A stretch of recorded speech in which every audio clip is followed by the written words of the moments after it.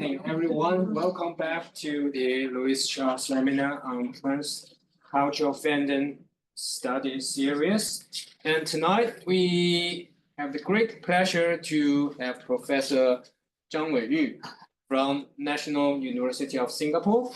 Professor Zhang is a leading scholar in Chinese internet research and fandom studies, and she is author to the first ever monograph in Chinese fandom studies. I think all of us have benefited quite a lot from her meticulous scholarship.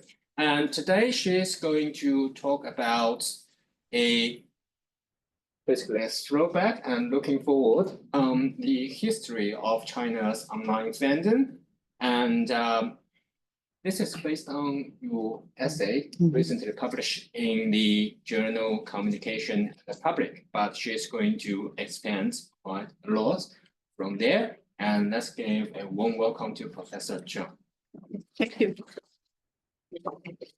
Right, so yeah, I'm going to sit down now, but yeah, thank you, Dingkun, for this invitation. When I received the invitation from Dingkun, I felt very excited because this is the Louis Cha Transcultural Fandom talk series. I am a big fan of Louis Cha's novels, right? So I feel this is a very special occasion for me to talk about actually fandom, right? Under a talk series named after him, right? So thank you, Dingkun, for this generous invitation. Well, I guess you know that I'm going to talk about the review of the 30 years of China's online fandom. So a few more words about myself. So I have been in academia for almost 20 years now. I've done multiple lines of research, sometimes quite different from each other, but I have to say that this line of research on online fandom in China internet is definitely the closest to my heart, right? So the book Dingkun mentioned was this one I published in 2016, titled Fandom Publics in the Making, right? So one of the chapters was actually highly relevant to translation studies. This chapter focused on Chinese online translation communities, right? So back then we interviewed almost 30 members of these translation communities. I felt deeply inspired, right, by their spirits, by their practices, and by their very efficient organizational structure as well. So one thing I learned from this project was actually their translational crowdsource the translation structure through which they can efficiently translate foreign content, entertainment, and information into Chinese, right? So what I did with the Chinese version of the book was this. When I signed the contract with Routledge, I retained the Chinese language copyright, right? But I didn't give the copyright to any official publishers in China, right? So I decided to organize a crowdsourced translation project myself. So my book also became a translation project. I recruited with the help of Professor Fang Kechen from Chinese University of Hong Kong back then, right, to recruit a group of student translators. These are students who are studying overseas on social science subjects, right? So they are capable of both Chinese and English languages. Each of them actually took up one chapter and translated it into this so-called Chinese version of the book. It's actually a PDF file circulating on the internet. You can still find it if you search for it, right? So that, I guess that's my background, a connection with translation studies back then. Definitely back then I didn't think about, right? Doing research in the translation studies field. I felt this is a pleasant surprise for me to see these connections between media studies and translation studies. Okay, so I'm going to talk about 30 years of China's online fandom, right? Why 30 years, right? So this year, 2024, is actually the 30th anniversary of China's internet, according to official histories, right? I wasn't aware of it until my co-editors, right? Professor Xu Jian and Guo Shaohua invited me to co-edit this handbook of Chinese digital media and communications. They told me that actually 2024 is actually the 30th year, right? So we now had gathered almost, I think, 34 chapters for this handbook.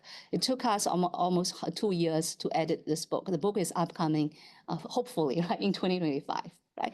Another occasion that reminds me of this 30th anniversary was, where's my other picture? Was actually a special issue edited by Professor Yang Guobing from University of Pennsylvania, along with his 2 postdocs. Researchers, right? So Professor Yang Guobing's special issue is titled "30s of China's Internet in General," and under that special issue, there are actually 24 articles focusing on different aspects of China's internet, and mine focus exclusively on China's online fandom. So China's internet has gone through really a tremendous development over the 30 years. So in April 1994, China's internet was officially born, right? So what happened in that year was the Institute of High Energy Physics of the Chinese Academy of Sciences built the first cable connected to the internet. That was a picture, right? So what can you do with internet back then? You could use computers to send emails, right, to other computers located in North America and Europe, right? So that was the birth of China's internet. Soon the technology developed rapidly, right? I remember my first time to encounter or use the internet was actually in my university days, undergrad college days, right? One of my friends bought a computer and got it connected to the internet. So we were invited to try internet using his computer. And back then we can actually have very few things you can do when you get on the internet. The only thing I could do back then was to visit a website called 西子胡同, right? And that website actually became the major research site for me later on, right? And soon after, right, the internet coming to everyday life of ordinary Chinese, I remember my university was surrounded by this kind of internet cafes, right? So if you missed the closing time of your dorm, where do you go? You pay a few dollars to spend the whole night in the internet cafes, right? Internet cafes were open 24 hours back then, right? But as you can see, you could only, most of the things you can do in the internet cafe were actually play games, right? Well, you also could use the internet to surf, for information, so on and so forth, right? So, but nowadays you cannot find internet cafes other than maybe computer game cafes, right, in major Chinese cities anymore. Why? Because technology evolved, right? Technology soon evolved into the so-called mobile era. The 3G, 4G, 5G mobile networks and mobile devices now becomes the major access points, right, for Chinese users to access the internet. And another development was the kind of things you can do on the internet, right? Compared to my early days when Xizi was the only option, right? Now you have tons of options, right? So many of these so-called mobile applications that are highly popular among Chinese internet users actually were originated in China, right, compared to the early days of the internet. Here you have TikTok, which is not only just popular in China, also in other parts of the world, right? So indeed, internet technology has changed greatly over the years. So here are some recent statistics. China now has the world's most online population, right? About 1 billion. The world's second largest digital economy, about $7 trillion, and ranks the second among the most powerful cyber countries, following the United States, right? So that's the 30 years, very brief review of China's internet as a technology. It's safe to state that China's fandom co-evolved with Chinese internet, right?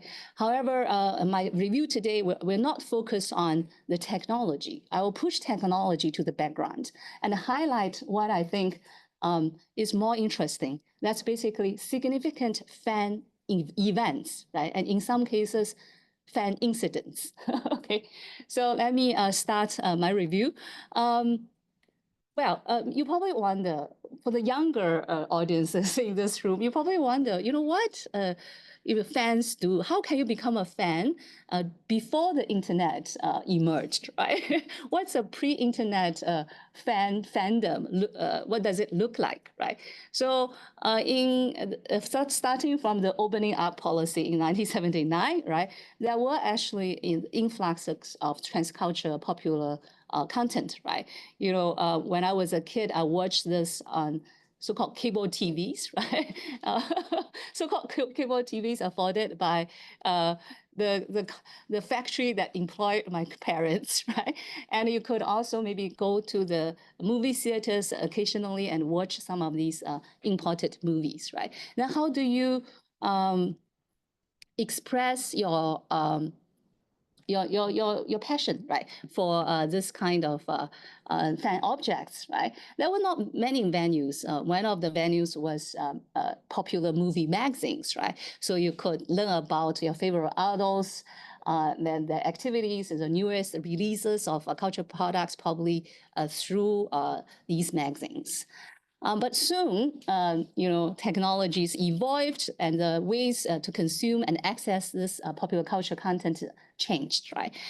This is another era, what I call the pirated VCD and DVD era, right? So back then, in the late 1990s, right, you could actually find this kind of pirated VCD and DVD stores on the streets in many major Chinese cities, right? So what you can access in these stores is a wide range, so beyond your imagination, right? A wide range of transcultural popular content that has not obtained any official copyright permissions from the original producers, right? And they were sold at a very low price, you know, accessible to a majority of the population, right? So after you bought these VCDs and DVDs, you brought them home to consume them, right? So that's oftentimes many people's or young people's first encounter of transcultural popular media, right? So I'm now going to read through a fascinating story. I got a chance to read from actually Dingkun's upcoming draft in a journal article. Right, I find this story resonates with my own experience, with many people's experience back then when they, you know, when they first encountered this popular culture content. Let me read it through. It was a day during the Lunar New Year in 1991. At my maternal grandparents' house. Yes, they lived in a duplex together with their youngest son and his family, where all the male adult family members were tucked in a room to watch a series of Hollywood and Hong Kong films with a Panasonic videotape player attached to a 27-inch television set. So bored by playing with my cousins, Dingkun's cousins, Dingkun entered the room and saw the following action sequence. An alien creature was tapping a handheld device while laughing at its human opponent. It alarmed the human, whose masculine body was covered with mud, quickly turned and ran away from the massive explosion triggered by the alien, right? It was a movie right, from Hollywood, I believe. So for a 6-year-old Dingkun, right, the visual was mind-blowing. The spoken language, English, was entirely unknown. And the traditional Chinese characters appearing near the bottom of the screen were almost unreadable. So that's the kind of shocking, pleasantly shocking experience for many of us when we first consumed this kind of content in our private rooms, right, homes, right? But soon after, you know, a general public had access to these transcultural content and consumed quite a bit of them, right? They started to want to talk about it, to find fellow so-called fans who enjoy similar content, right? So in my book, actually, I tracked a series of what I call private movie watching activities that were appearing and actually popular in almost all Chinese major cities. So why I call it private? It was because if you go to the officially or public owned channels, such as movie theaters, right, or traditional TV channels, you won't be able to find these pirate content, these transcultural content. So where did you go? You went to privately owned cafes, restaurants, right, to actually watch these movies together. And after watching it, you're going to talk to each other, exchange views and sentiments, right, and your passion for this kind of content. So that's how the pre-internet era fandom was already building a ground for the internet era fandom, right? So you can imagine when internet came into being, right, it opened a tremendous, enormous space, right, for these so-called fans to gather, to come together, to meet each other, to talk about these content they have already been consuming. So if you look at the early beginnings of China's online fandom, you find websites dedicated to Hong Kong and Taiwan idols right back then. So this is a picture from me for Lin Qingxia. This is the Weibo. I think this is the Weibo site for Lin Qingxia. But before Weibo site, at Lingquan, the community right behind Lin Qingxia's fans set up one of the first ever websites dedicated to idols, right? Other than these websites, we also had bulletin board systems, right? The Sichuzi I just mentioned before, it's a website, but it's actually a collection of thousands of bulletin board systems, or what we call subforums, right? So you can find all kinds of fan objects through this kind of BBS websites. Okay, so that's the early beginning, right?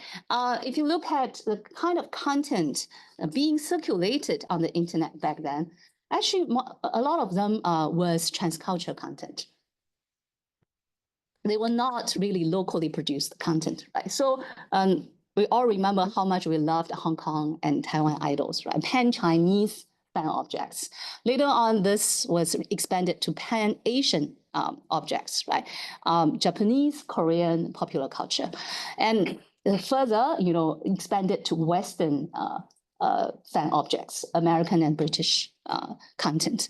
Another very important background information we need to understand why internet became like a birthplace, right, for the circulation of these so-called transcultural content. That's a very important background, which was that you couldn't find this information through official channels, right? So back then, the authorities also had very strict restrictions on the import of so-called foreign or transcultural popular content. Starting from 1994, there was a quota for imported foreign movies, if you remember, 10 a year. So after entry into WTO in 2001, the number doubled to 20, right? And from 2012, the authority added 14 more 3D or IMAX movies to the list. So you had 34, basically, 34 imported female films to watch in official theaters, right? That's all you have. But, apparently the need or the demand for this is much larger than that, right? Other than that, even popular content that have been imported into China and shown on official channels like TV channels, right, could be later on withdrawn, right, from the TV channels. In 2002, I was in Chinese University, Hong Kong, pursuing my master's degree. And I remember, as many of my peers, I totally enjoyed a Taiwanese show called 流星花园, right? Meteor Garden, right? But the show was so popular that it caught the authorities' eyes, right? So later on in that year, the show was actually banned from all mainstream TV channels. They could not continue showing the show, right? So that's the background against which we have to understand why internet became so central in a transcultural fandom in China, starting from the earlier days, right? Well, a transcultural flow marked the beginning, right, or the start of online fandom in China. But soon the local culture industry caught up, right? I saw 2005 as a significant turning point, a watershed moment for China's online fandom. Why? Because Super Voice Girl 2, right, caught the imagination and passion of many Chinese audiences. In that year, this show became like a phenomenon, right? It achieved, really a great success that we have never seen before in local culture industry. I'll give you some statistics. 400 million viewers viewed the grand finale of Super Voice Girl 2, right? Li Yuchun was the champion. Remember how many votes, the short message votes you sent? I remember my friend mobilizing the entire class to vote for Li Yuchun, right? She won 3.5 million votes, right, from the audiences. And this 2005 version of Super Voice Girl was actually the peak already. It wasn't matched by the later versions of the same show. In 2007, Hunan TV actually stopped airing Super Voice Girl, right, and replaced it with another show, right? So it was really just unmatchable success, right? And the internet played a leading role in supporting and even, fostering the fan communities behind these local popular cultural idols, right? So there were about actually more than 50 fan-run post bars on Baidu Tieba, right? So Baidu Tieba was then the space in which fans are gathered, right? So, and among these 50 post bars, this one, Li Yuchun, has been the most popular, right? And this Li Yuchun bar provided the fans from the entire world, right? Not just in China, but also outside of China, a home to meet and talk to each other about Li Yuchun. Interesting fact was this: Li Yuchun's company, right, actually set up an official website for her, right? But no one visited that website, right? Everyone came to Li Yuchun bar, right, and hang out. So the company decided to close down the official website, right, in 2008. So that's the power of so-called grassroots internet space back then for fans. Okay, so this localization of fandom, right, really gives a lot of fuels to the development of local fans and their organizations. We start to see fans to organize themselves to actually practice all kinds of fan behaviors, and occasionally also get into conflicts with each other, right? So for me, there are both good sides and bad sides to this tremendous growth in self-organization, right? So the good side of it is what I call the fan translation, fan subbing phenomenon. I think in translation studies it's called fan subbing.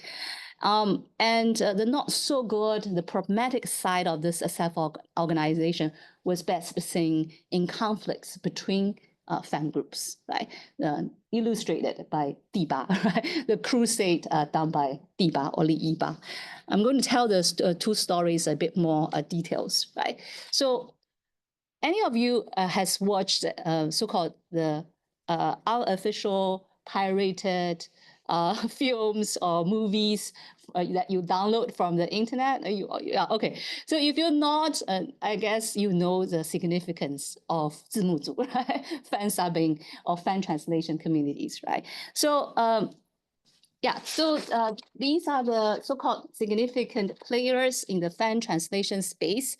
I documented several years ago, actually many years ago, almost a decade ago, right? So the earliest translation communities actually were first emerging around early 2000s. And these translation communities were actually made up by fans of Japanese comics and computer games, right? So soon after, fans of foreign movies and TV dramas, they also build up their own translation communities. So why did they have to do this? Because the pirated content, sometimes they directly traffic, right, from the original countries, right, the US, the UK, back to China's internet space, were not given any copyright permissions, right? So you can imagine the original producers will not provide any translation or subtitles to these pirated content. Then how the majority of the internet users in China can enjoy this? They translated everything themselves, right?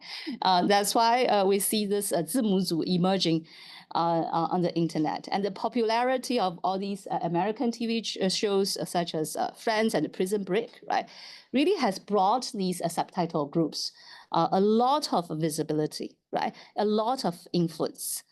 So I listed some of the most influential ones here, right? 伊甸园, 风软, 人人影视, so on and so forth. When I did my interviews with them, I found out that these communities oftentimes have 200 to 400 regular translators, right?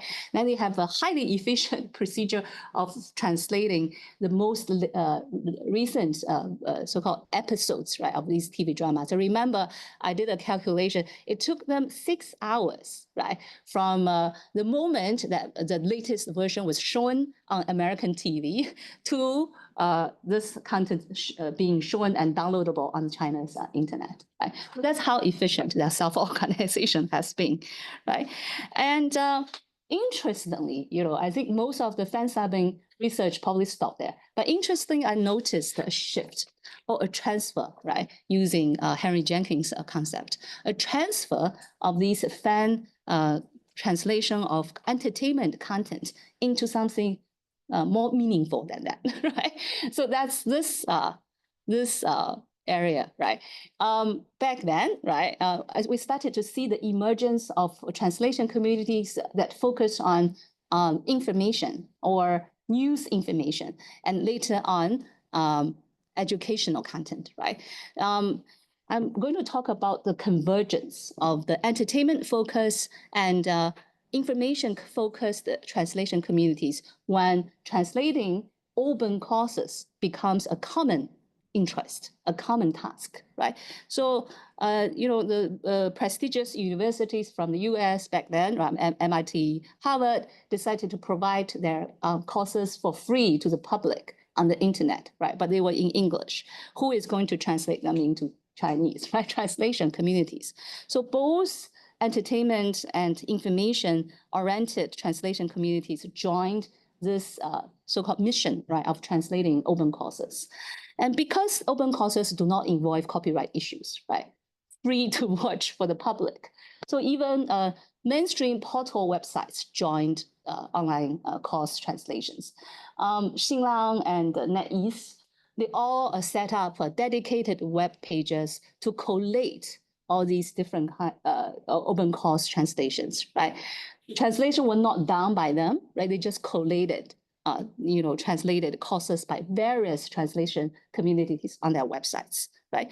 So, the other websites, very city tudong back then, they served as a dissemination, right, channels. So you could watch these content on these video websites.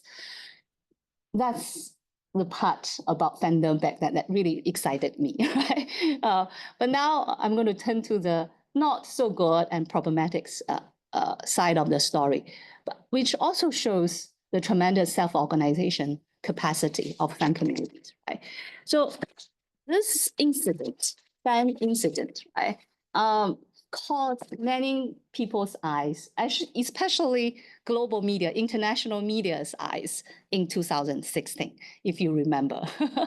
So in 2016, thousands of Chinese internet users flooded into the Facebook pages of pro-Taiwan independence targets, right, including Tsai Ing-wen, Sanli TV station and Apple Daily, right? So these internet users, what they did was basically to post tons of millions of comments and messages to these public pages, Facebook pages, and these replies and comments often contain, popular culture images, moving GIFs like such, right? So the images were actually meant to be funny, right? Not to be meant to be just 30 words, right? So the international media, global media were very puzzled, right, by this sudden influx of Chinese nationalist internet users. They started to wonder, where are they from, right? Why suddenly Chinese young internet users become so nationalist, right? So I remember some media reached out to me to ask this question, right? And if you look at these internet users, right, you realize that the organizers and the main participants actually came from two online fan communities, right? One is 李一吧, 第一吧, and another one is Little Pinkles, right? 晋江文学城, Jingjiang Literature City, right? It's a website that features a lot of fan-made literatures, right? So 李一吧 or 第一吧 was a discussion forum hosted on Baidu Tieba, right? Same Baidu Tieba that hosted Li Yuchun's fan base, right? And Li Yiba was also very famous for what? For fostering the loser culture. The concept of loser culture, 屌丝 actually came from Li Yiba, okay? Little Pinkles, on the other hand, was said to be more likely to be females, right? So they gathered around the Jingjiang Literature City website to read literatures, right? And the website had a background color of pink, so they called themselves Little Pinkles, right? So these were the two major groups of fan communities, right, that were behind this so-called crusade. And this crusade is nothing new to these communities. They have run multiple crusades before 2016, right? So for instance, Li Yuchun Ba was also invaded by the users of Li Yiba, right? This is a conflict between two fan groups, right? So another Taiwanese idol, Yang Chenling's Baidu Tieba was also invaded by Li Yiba. And a bunch of Korean fan groups, right? The big fan bases of Korean fan groups, TV, XQ, Super Junior, have also been involved in this kind of crusades. So actually, this sudden nationalist kind of incident was nothing sudden to the fan communities, right? This practice has been there for many, many years. They have always used this kind of crusades or invasion to express their views against other groups or online groups, right? So I think these two stories show you the two sides of the same thing, right? So it makes our judgment of China's online fandom more complicated. Okay, now time has to move on, right? We now move to another new era, I felt, marked by the peak of local idol production. I felt 2014 is another, because 2014 had two very important things that happened. The first one is the introduction of Weibo rankings. You probably wonder, why Weibo rankings are so important? I'm going to tell you later on. The second one is the return of the 4 idols hanged in South Korea, right? 归国四子 over there, right, to you. So since then, you realize that the local internet industry and culture industry become highly intertwined with each other, right? And the local culture industry was also starting to be capable of producing and reproducing all kinds of idols that can attract the attention from the Chinese young internet users, right? So why Weibo ranking was so important?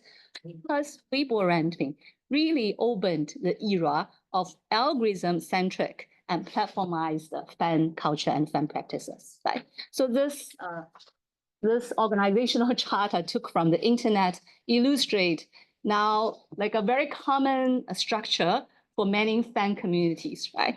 So I just want to highlight, if you cannot see, I want to point your attention to this group called 数据组. Actually, you cannot really see there, data group, right? So what does data group mean? That means the fans will have a group of them, dedicating tons of time, and dedicating money sometimes to manipulate the data. You can see on Weibo ranking, for instance, right? So why do they do this? Because they felt that by making their idols ranking very high on Weibo ranking, or to push them to the top of Weibo search, Weibo 热搜, right? It shows how popular their idols are, right? So they use this kind of data manipulation and the data, so-called making data, to support their idols, right?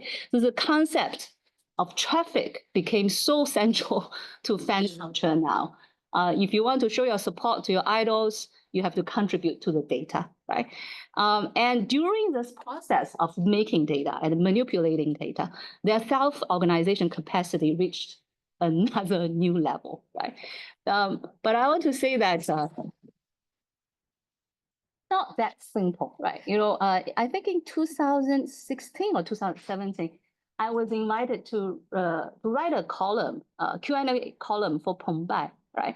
So during that experience, I realized that the motivation behind making data is actually based on some kind of misperceptions or lack of understanding about how culture industry and internet industry actually work, right? So I found a particularly problematic or worrying so-called development during that time was the financialization of fandom, right? So why the data becomes so central? Why traffic is so important, right? It's more than just making your idol looks popular, right? So traditionally, if you are a fan of an idol, right? Or how does a culture industry make money out of you, right? You go and buy your idol's cultural products. You get a ticket of their concerts, right? Or you pay for their music albums. That's still quite a straightforward transaction, right? But nowadays it's different, right? Internet industry sometimes is actually the investor and even owner behind culture industry. For instance, iQIYI, right? iQIYI itself actually controls the production of many shows shown on their platforms. So through co-ownership and venture capital investment, they are the real money behind culture production. So when traffic is high, right? You get a lot of attention, right, from the ordinary users. They make money out of not just showing, getting, through the fees paid to watch their shows, right? They also get money from traffic data to their platforms. So they can show to their own investors at how popular we are. We have active users of this many every day, right? So that's one way to financialize this game, right? Stock market is another one, right? If the internet or the company goes to the public, right, stock market, they can, through these kind of constructed popularity or visibility on the internet, they could catch people's attention, right? They could make people believe that they are a highly successful, thriving business, right? Then attract them to buy their stocks. When the ordinary people buy their stocks, their stock market goes up, where the owners of the companies can actually cash in, right, the benefits. Another way to make money, not to just sell products to you. Investment gambling is even more complicated game here, right? So this financialization of fandom makes traffic such a central focus of fandom activities, right? But however, I felt that fans sometimes do not see the actual logic behind these data, these numbers, right? And being used by culture industry and internet industry. All right, so All of this chromatic development again peaked in 2021, right? I don't know where any of you recognize that picture, milk incident, right? So in 2021, iQIYI, the video platform I just mentioned, actually launched a new show, right? An idol making reality show, right? Or what we call 养成系偶像, right? Fostered idols, reality show. So in the show, you can decide which candidates will become your idol, right? And how do you decide? You vote, but this time you don't vote through short messages. You vote through the QR codes hidden in the lids of milk bottles, right? So in order to get these tickets, you have to buy so many milk bottles, right? To get as many QR codes as possible. But you don't need these milk, right? What do? You pull the milk, right? You dump the milk. Wow, this really, I think, reached the height of so-called fandom, fan misbehaviors, right?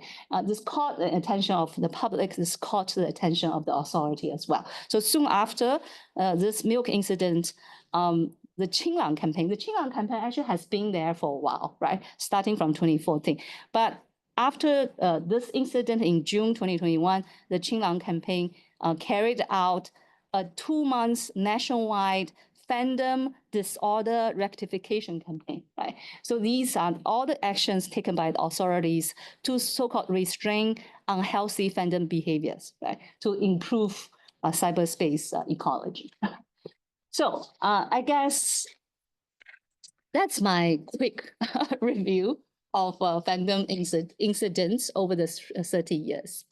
Hope many of you resonate with what happened.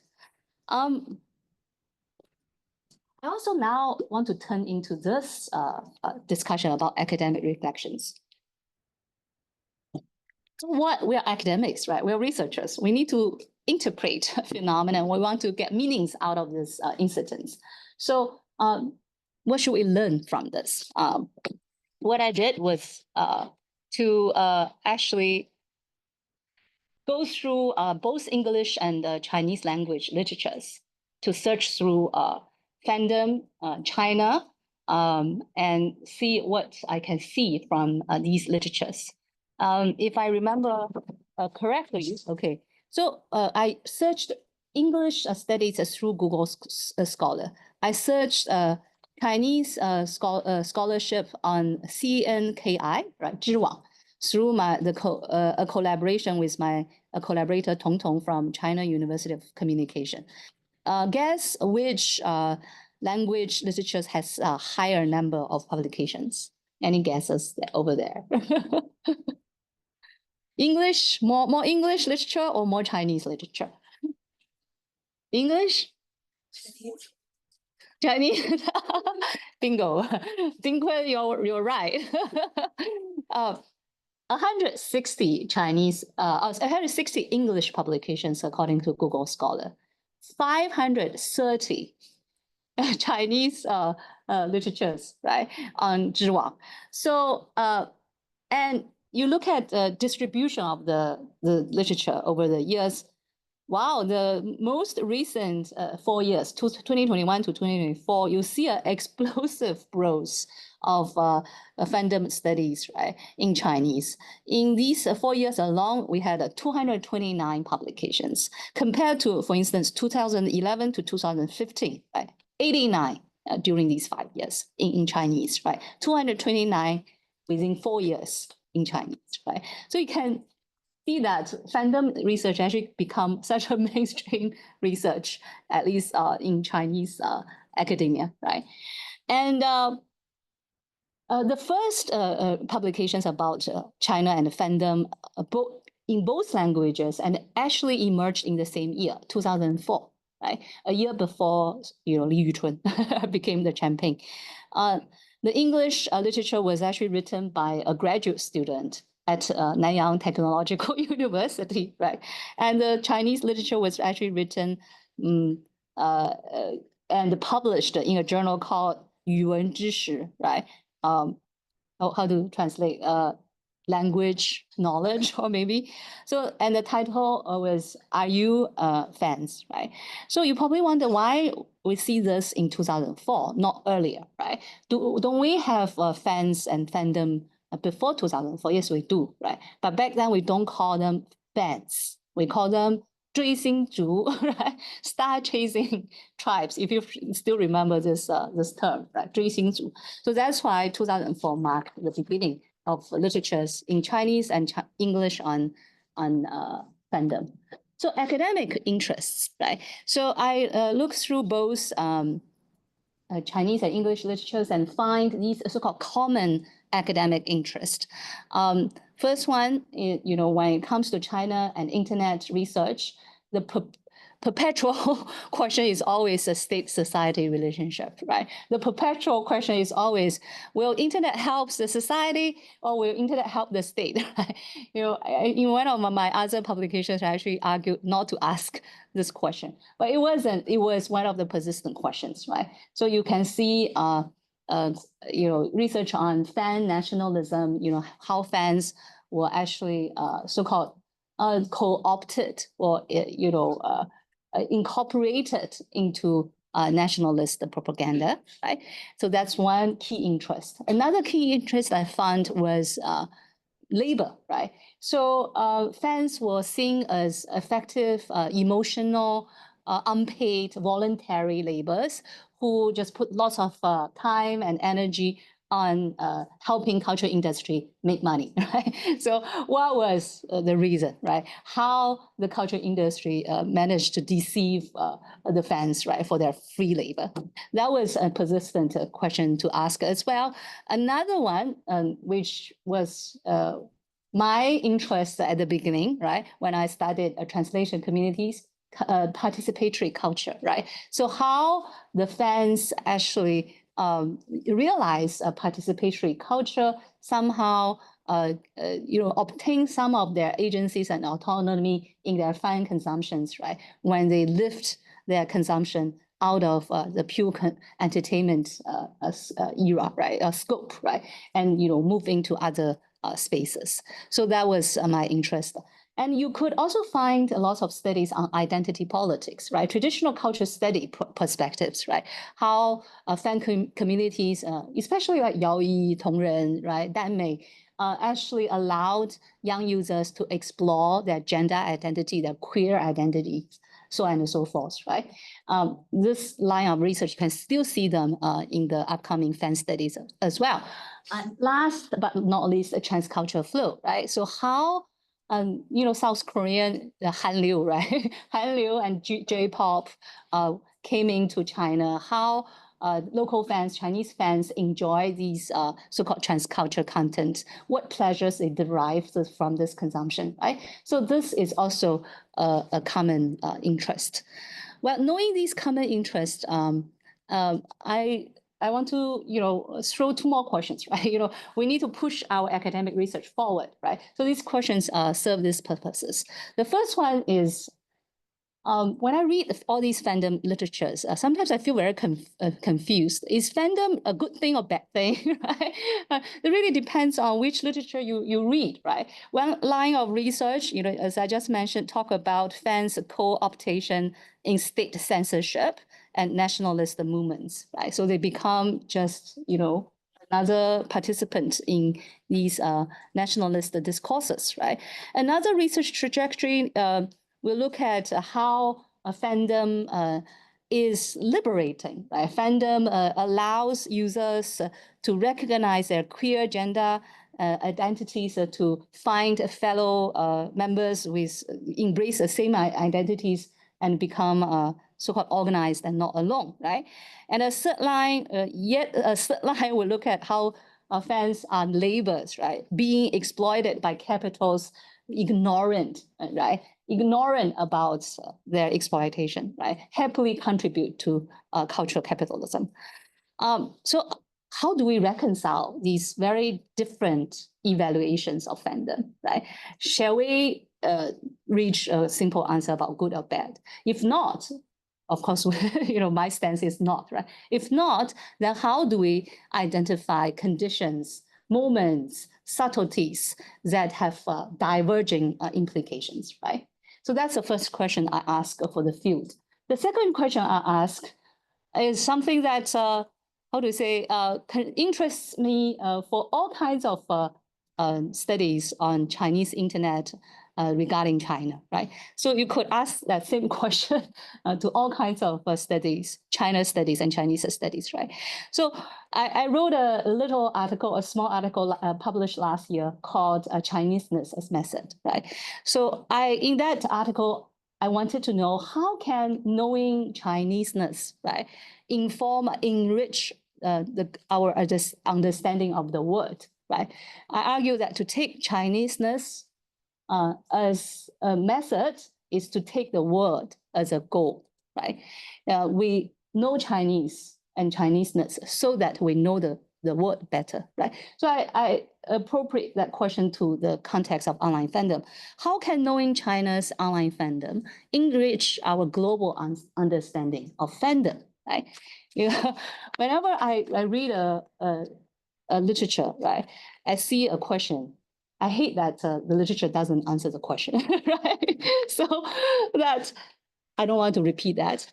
I want to provide three initial answers, my own initial answers to answer that question. How Chineseness method can inform the global understanding, right? The first one is this. Although we're talking about online fandom, I felt that internet technology itself alone cannot account for all the changes and developments we see in fandom, right? So there is a complicated dynamic interaction between technology and other forces, right? As I mentioned before, one of the other forces was actually government control back then. The control of transcultural content created a gap in supply and demand, right? Then the internet as a technology allows this transcultural content to fill the gap, right? So that's how internet became so central, right, in fandom today. Another example was market forces. Financialization, I just mentioned, completely changed the faces and formats of fandom and fan practices, right? That's also something very important for us to consider. So this dynamic interaction between technology, market, and state or government, as well as the agency and autonomy and the pursuit of the fans themselves, right? We should not ignore that as well, right? The agency of fans themselves come together and shape the landscape of China's online fandom today, right? So that's the first lesson I learned, right? I believe that could be applicable in other contexts as well, right? Another one, the China wave. I don't know how many of you agree that there's a China wave going on in the global transcultural flow. Someone who lives in Southeast Asia, I feel it every day, right? TikTok, right? If you remember, TikTok is one of the most popular China-originated platforms, and TikTok is super popular in Southeast Asia. It's very popular in Indonesia, for instance, to the extent that it triggered Indonesian government's ban over TikTok. Why? Because TikTok afforded a new business model, which is called the live streaming business model, right? So you could actually watch TikTok live streaming and put orders, buy things directly through TikTok live streaming. And that live streaming commerce was said to have greatly affected the local local businesses, right, that sell the similar products, right? So if you go to the local markets that sell cheap clothes, cheap electronics, many of the stores are closed because they cannot compete against the TikTok live streaming, right? So with the expansion of this kind of platforms, right, live streamers arguably are also popular cultural content creators, right? How do they catch attention from their audiences? They often perform some kind of entertaining content. So you can also see China-originated cultural producers now migrating or expanding to Southeast Asia as well, along with the expansion of TikTok. I've interviewed quite a few of this kind of so-called local Chinese cultural industry companies going overseas, 出海企业, right? Or going overseas enterprises, right? So they wanted to bring some of the cultural content that have been proven to be very successful in the China market to the Southeast Asian markets, right? So the China wave is real, and the wave is approaching, has already arrived the shores of many countries. So if you want to understand how this China wave would influence the local receiving society, I think a starting point is to look at how these entertainment content has created problems maybe in China among fan groups, right, in China. So through understanding the fandom the fandom within China, you could probably understand or expect, even predict its potential influence on the local society, right? So that's my second answer to that question. The third one is this one. I think we need to come back to the essence of fandom studies. Why are we so fascinated about fans and fandom, right? It's because of this, right? In a contemporary society, we could safely say that everyone is a fan of something, right? Fans are no longer just, isolated, strange people, right? We all can be fans, right? So at the beginning of the talk, I declared that I'm a big fan, right, of Cha Jingyong, right, Louis Cha, and that declaration has two aspects of so-called significance. Right? The first one is this: many of us were born with a certain kind of identities, right? So we cannot choose our gender, for instance. We cannot choose our ethnicity. We cannot choose how we look like, what languages we speak, right? These are beyond our choice, these identities, right? But a fan identity, being a fan, is something within our choice, right? I could be a fan of Jingyong, right? But you don't have to, right? It's your choice. And if you don't choose to be a fan of Jingyong, that's completely fine as well. Nobody would say anything wrong about it, right? So that's one thing. Being a fan is by choice, right? Being a fan is not by birth. Second aspect of this fan identity is this. We often associate an intensity of affections or emotions or passions with being a fan, right? When I say I'm a fan of Jingyong, right, you could challenge me, right? You could show me that you are a fan. Then I would have to say how much I love the stories, how much I know about the stories. I've read the novels, 4, 5, 10 times, just to prove that I'm a fan, right? So this passion, this intensity of emotion, associated with being a fan, is also something very intriguing, right? Why do we want to be passionate about a novel, right? Why do we want to invest this much emotional intensity in a so-called fictional objects, right? So I think this question can be asked and answered in the context of transcultural fandom in China. And if we can answer that, it will be very interesting because the China context is so complicated, right? And the China context has so many identity markers that have been given to the Chinese, right? Why do they choose to be a fan for this particular object from Japan, from South Korea? Which kind of pleasures they derive from this? How do they somehow integrate the given identities and the chosen identities, right? Knowing that would definitely help us to understand fandom as a psyche, right? In many contemporary societies. Okay, I'm going to stop there. I know that I've talked a lot, right? And I now look forward to your questions. And also the online audiences, I look forward to your questions as well. Thank you.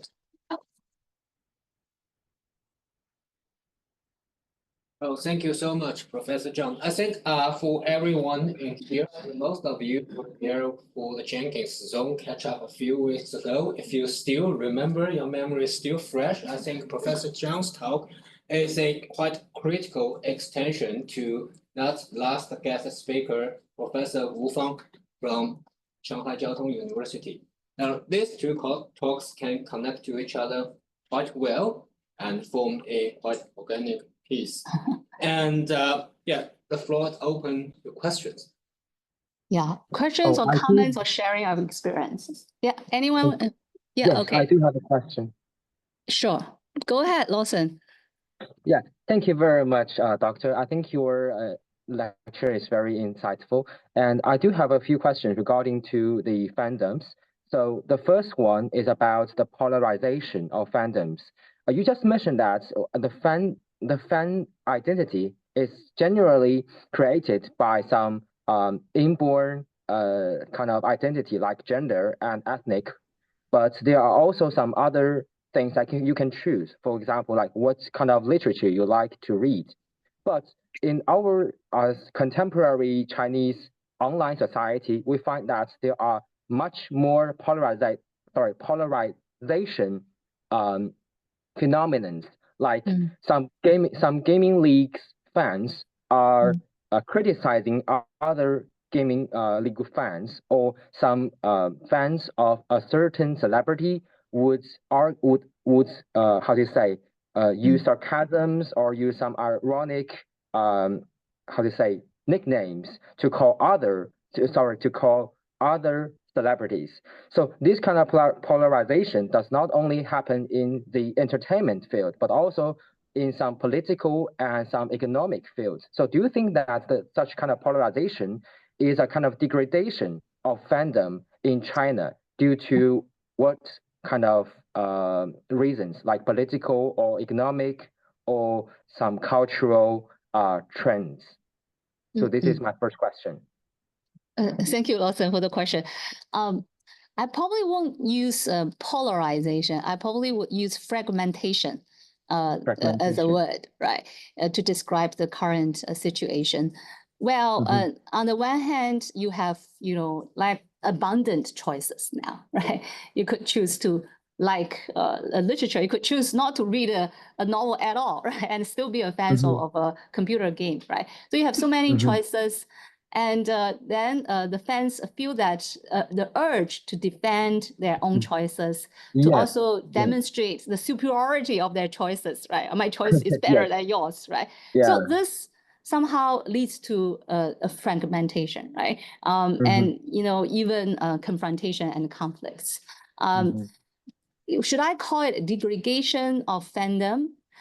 As I just said before, actually fandom always had these multiple phases, even from the earlier days, right? Even in Western context, so-called Western context, when fandom becomes the subject of research, it was also very controversial, right? Many of so-called serious scholars don't want to study fandom, right? Because it's not worth studying. It's just a bunch of crazy guys, right?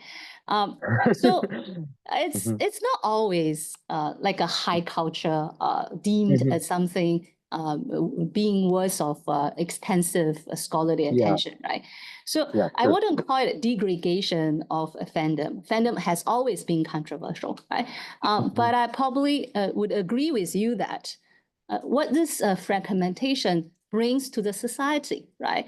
If different fan groups get into conflicts over trivial differences in choices of tastes, right? How their conflicts would influence the fabric of the society, right? So I agree with that concern. And this really is also something that's worrying me when I observe the recent developments of fandom. So what can we do? I would like to invite all fans actually to control themselves a little bit, right? To be more inclusive and to be open-minded, to be not offended that easily, right? I agree with that. Yeah, so that's what I did when I wrote that Q&A column with ordinary internet fans, right? So I asked them, actually, there was a fans who asked me this question that made me feel so worried, right? She asked, if I don't contribute data, if I don't contribute money to my idol, my fan group will remove my fan eligibility. Right. So in Chinese, she uses 我会被开除粉丝. Right. Yes. I was shocked, because in the early days of fandom means that you love something, right? Nobody can stop you from loving something, right? From feeling that passion, right? Feeling that connection. But nowadays, the financialization, the culture industry behind all of this pushes for this kind of fragmentation. That's also something that worried me, right? So I think there are many things we can do, right? We can educate fans themselves to them to realize that they don't have to follow these financialized structure to be a fans of something they love. Okay. They don't have to fall into that trap. On the other hand, of course, we also hope that such industry can be regulated, right? Yeah, thank you very much. I do have the second question is that how the government, or in other words, in some officials' perspective, how they view the fandoms. So we witness a very strange phenomenon that on the one hand, the government or some divisions of our government is promoting the fandom activities. For example, chasing after some celebrities who like Dingkun, and some other celebrities that the government think are worth promoting.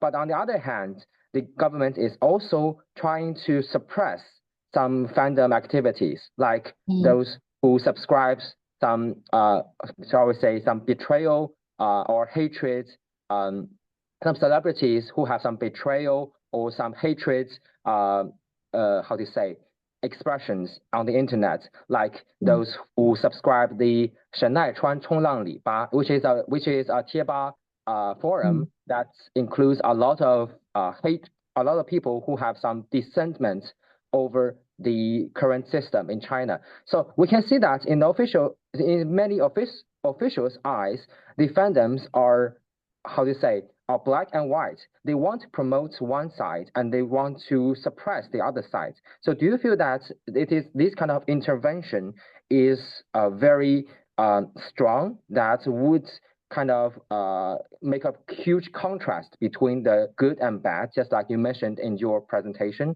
Or do you think that it is very natural, just like the government controlling other, how do you say, speeches in our society, like media?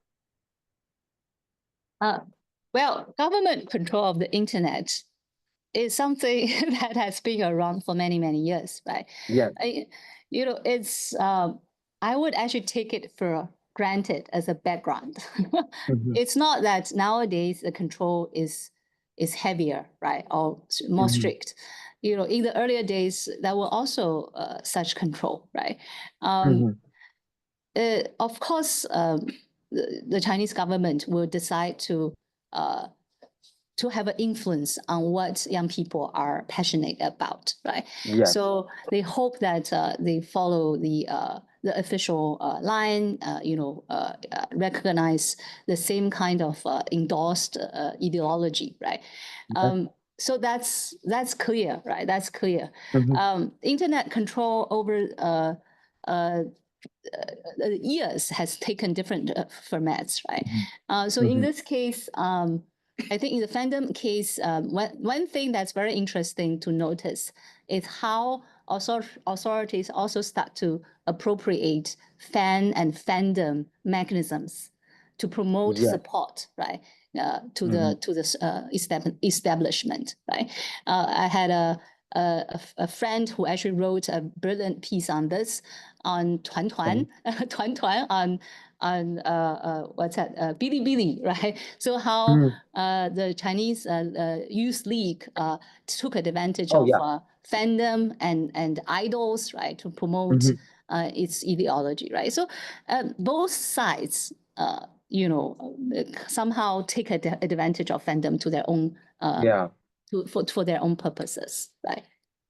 Okay, thank you very much. And the last and very short question, which is about the decentralized fandoms. So with more and more fan sub groups are being kind of cancelled due to the copyright infringement and the government's how do you say censorship, we find that there are many people who have mastered the ability to make fans translations, to conduct translation activities by themselves. So how do you view such a kind of trend of kind of decentralized or secluded fan subbers? Fan subbers. Okay, I have something to say about the story of fan subbers.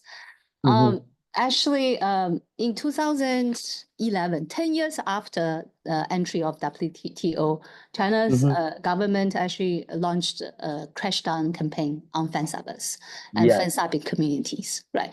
Due to copyright complaints. Right. So yeah, lots of complaints from culture industry that holds a copyright to say that you should stop this. They cannot just use our content for free anymore. Right. So I don't feel that the current generation of internet users lost the ability of fan translation. Actually, lots of people here, younger people here, have better English than older generations. Right. I don't think they lost this ability of translation. But they probably don't have that kind of space and freedom anymore to do translations, right?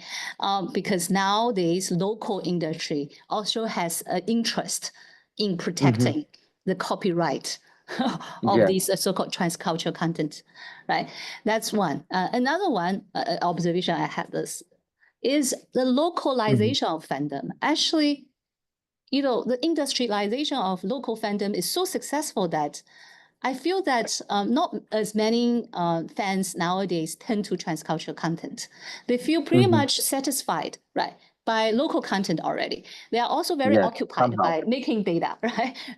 So they don't really feel the need to tend to transcultural content to satisfy themselves, right? To please themselves. So that also probably accounts partly for the so-called demise of fan subbing groups, right? So that's my answer to that particular question. Yeah. Thank you very much. Lawson. Thank you very much. That enlightens me a lot. Thank you. Thank you. Thank you. Okay, let's circle back in this room and question. Professor, so thank you very much for this fantastic talk. I'm particularly intrigued by your second research question. That is, how can the study of China's online fandom enrich the understanding of the global phenomenon, right? So, that's fine. Yes. So I believe by this Chineseness as method, you refer to the uniqueness of Chinese media system. So I wonder if you have done any comparative research between China and other countries like the West. So in what sense is China part of this global phenomenon? And in what sense is China different from the so-called global phenomenon? So maybe you could elaborate a little bit about that. That's a good question. I hope I can answer it. It's a big question, right? So actually, when I wrote Chineseness as method, I didn't use China as method, right? So when I say Chineseness, I refer to a procedure of identity work, right? So who are Chinese, right? How Chinese is constructed? Who recognize Chinese? So this is a procedure full of controversies and conflicts. So when I say Chineseness as method, it means that understanding, examining, right, investigating this controversy involved in Chineseness as identity work could inform other parts of the world, right? So that's what I mean by Chineseness as method. So do I emphasize uniqueness of Chineseness? I'm not sure about that, right? Yeah, because if you want to use something as a method, the method needs to be somehow applicable, right, to many different contexts. If it's so unique that this method can only be valid in China or in a context of Chinese, right, then it's not so useful, right? So I'm not sure that I'm arguing for the uniqueness of Chineseness or China, right? I'm saying that actually the Chinese experience, right? The process of constructing, contesting, and being misunderstood, right? Might be common in other parts of the world as well, right? And the other parts of the world can learn from this experience and understand their own struggles. That's what I meant, right? Yeah, we can take 2 more questions. Sure, definitely. Yeah, Clara? Thanks very much for a very interesting talk, Professor Zhang. Actually, I have 2 questions, but I'll just you may choose which one you to answer. The first one, but I think they're also related. The first one is about Fandom, and the second one is Chineseness as a method. So about Fandom, in the context of globalization and migration, I just wonder across platforms, whether it is, Yosef Van Dyke, she talks about the American big platforms and then the Chinese platforms and Europe in between her works. So I wonder, regardless which platform, if you observed any transnational Fandom phenomena activities. So this is perhaps also a bit peripherally related to what Professor Song was asking about what's unique about China. But of course, it is unique because I myself studied the Chinese internet. But because the migration is so big, like so phenomenal these days. And for example, in Singapore, which is a multilingual and multicultural country. And the second is also about Chineseness as a method. I have your article in front of me. Well, I feel actually I like that because rather than in media and communication studies, also in transition studies doing this transition online, China has been regarded as the research subject. Then it's now flipped, and now we're looking at it as a method, and I really like that rather than using China, which is associated to this nation identity, it's Chineseness. But I just wonder if you could elaborate more about Chineseness as a method, because you also talk about transcending China and understanding the Chineseness as a method, or a perspective or approach, I guess. It also helps, for example, maybe there is a model or something that people embody other identities, may also draw on it. So the 2 things. Thanks.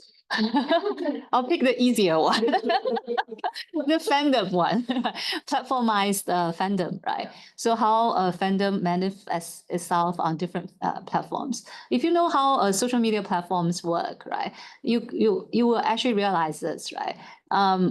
First, popular platforms originated from China, like TikTok, right? They have parallel developments of platforms for international and local markets, right? So TikTok is completely different from Douyin, right? Their algorithm policies and so-called moderation control is different in order to fulfill local markets laws and regulations, right? So that's one thing. Second thing is, although it's one platform, you probably experience that the feeds you have are completely different from maybe Dingkun's feeds, right? That means the content you're exposed to might be completely different from Dingkun's content, because the algorithm remembers your preferences, right? And pushes you only the content the algorithm thinks that you're interested in, right? So even it's the same platforms, it doesn't mean that it's the same content, right? For different users. So that's further contributes to what I just said, fragmentation of fandom, right? We both use TikTok, but what I watch might be all Louis Cha's wuxia movies, right? Wuxia TV drama, but what you watch might be completely different, right? So that's the platformization of fandom that I realize to be probably most problematic to me, right? So whether there is East-West divide, right? Actually, I don't see that. If I use TikTok in Singapore, the content I get all local Singaporean or Southeast Asian content, right? But if you use that in the United States, I'm sure you get the local content from United States, right? So that kind of a divide in content is not very obvious, right? Even they are different platforms, right? So that's the answer to the easy question. The second question is really very difficult to answer, right? So first, I want to admit that this something as method, right? China as method is not my invention, right? A Japanese scholar, Mizuguchi, has talked about China as method many years ago, right? So he is a sinologist, right? So why he was studying China, the so-called New China, right? The 新中国, right? So why he was so interested in China? Because he saw an alternative path of modernization in the China model, right? So he said, we need to understand China so we can understand the alternative modernization path in Japan, right? So that he takes China as method. So I was inspired by his logic of thinking, right? The purpose of taking Chineseness as method is not just to understand Chineseness, it's actually to serve our own purposes, right? So if you're a scholar from the United States, right, for instance, why do you want to study Chineseness, right? It's not to single out China as like a monster different from the rest of the world. It's actually to use that struggle and that experience to question your own contemporary experiences and to actually acknowledge that your experience has been profoundly influenced and changed by the presence of China and the Chineseness, right? So that's my quick answer to your question. But I have to say, I can't answer your question fully now, right? I need to think through this a lot more, maybe a few more years. Yeah. Yeah. One last question. I can ask some journalists later. Yeah, Okay. I can also, right. So thank you very much for the talk. I have read your papers and books, so and I feel very relatable to what you just said. I wonder, like, in this research, you identify several significant events of Chinese fandom, and I wonder how would you say they can apply to the visibility of Chinese fandom?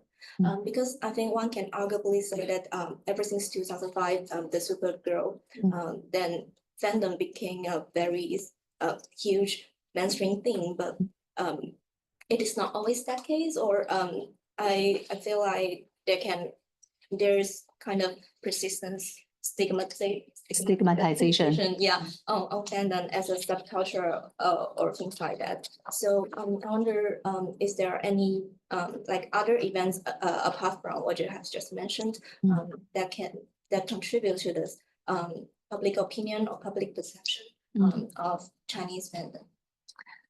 Actually, I felt probably better than me on these other events, right?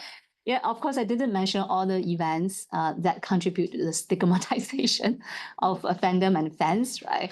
One of the significant events I didn't mention, I actually talked to Dingkun about that because I was afraid of instigating more controversies. That's a 227 right? Incident. I didn't mention it because there were strong feelings from different sides regarding that event. I felt it's unnecessary to get into a debate about this, right? But I agree that the stigma somehow is still there, right? And as I have to say something that probably will offend many fans, and the fans need to think about what they have done to invite this kind of stigmatization, like the 227 incident, right? Isn't that something that actually brings even more misunderstandings about fan groups and fandom, right? So,